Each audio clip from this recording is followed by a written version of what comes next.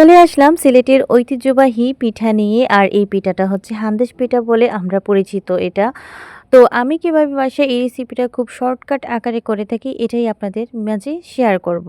শীতকাল মানেই কিন্তু পিঠার আমেজ, শীতকাল মানেই কিন্তু পিঠাপুলির আমেজ। প্রত্যেকটা ঘরে ঘরেই কিন্তু এই পিঠাপুলির উৎসব শুরু হয় শীতের এই সিজনে। প্রথমে আমি এখানে গুড় নিয়ে নিচ্ছি, আর এটা হচ্ছে খেজুরের রসের গুড়। আর এটা কিন্তু অত্যন্ত লেভেলের ঘ্রাণ এবং অনেক মিষ্টি একটা রসের ভরা টইটম্বর খেজুরের গুড়। আর এটা আমি নিয়ে নিয়েছি এখানে 1 কাপ পরিমাণ। তো আরও একটু পরিমাণ আমি চামচ দিয়ে দিয়েছি। এখানে দিয়ে দিব আমি আধা কাপ পানি।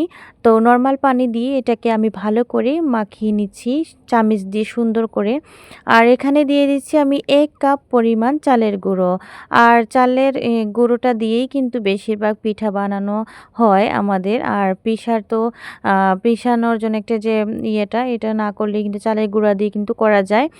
তো যাই হোক, এই তো আমি এখন ময়দা দিয়ে দিয়েছি 1 কাপ, দিয়ে আমি হ্যান্ড ব্লেন্ডের সাথে সুন্দর করে এটাকে মাখিয়ে নিচ্ছি।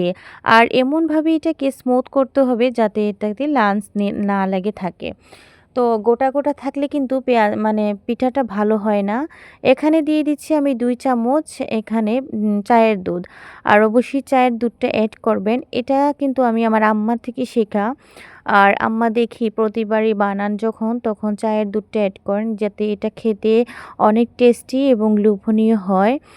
আর এই তো আমি মাখিয়ে নিয়েছি। আর এখন দিয়ে দিচ্ছি এখানে নারিকেলের আর এটা ছিল আমার ফ্রিজে রাখা ছিল, ডিপ ফ্রিজে ফ্রোজেন করা ছিল। তো নারিকেলটা দিয়ে আমি এখন ভালো করে মাখিয়ে নিচ্ছি। এখনও আমি পানি দিব না।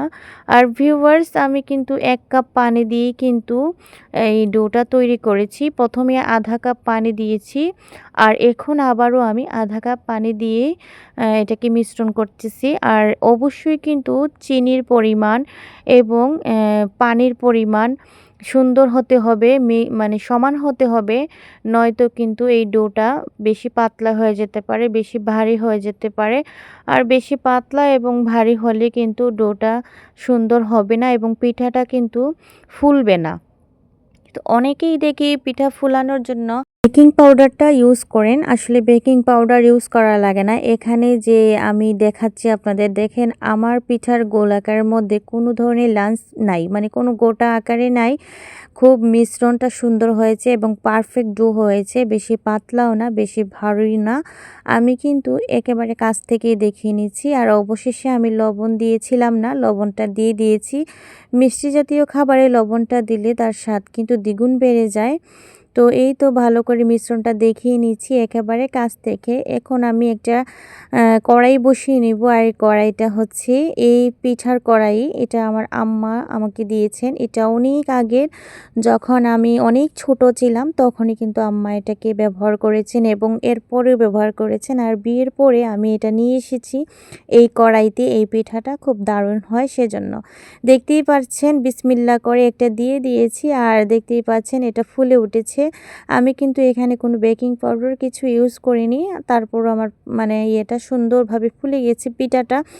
এই পিঠাটা এভাবে বানিয়ে দেখবেন বাসায়, জাস্ট ইয়ম্মি হয় খেতে। শীতের সিজনের পিঠাগুলোই কিন্তু অনেক অনেক ভালো হয়। আপনারা দেখতে পাচ্ছেন আমি কিন্তু কোনো বক্সের বা কোনো টিনের পটের এখানে কোনো চিপি বা মুখ কিছুই দেই নাই। এটা দেওয়া লাগে না, পিঠা কিন্তু এমনিতেই গোল হয়।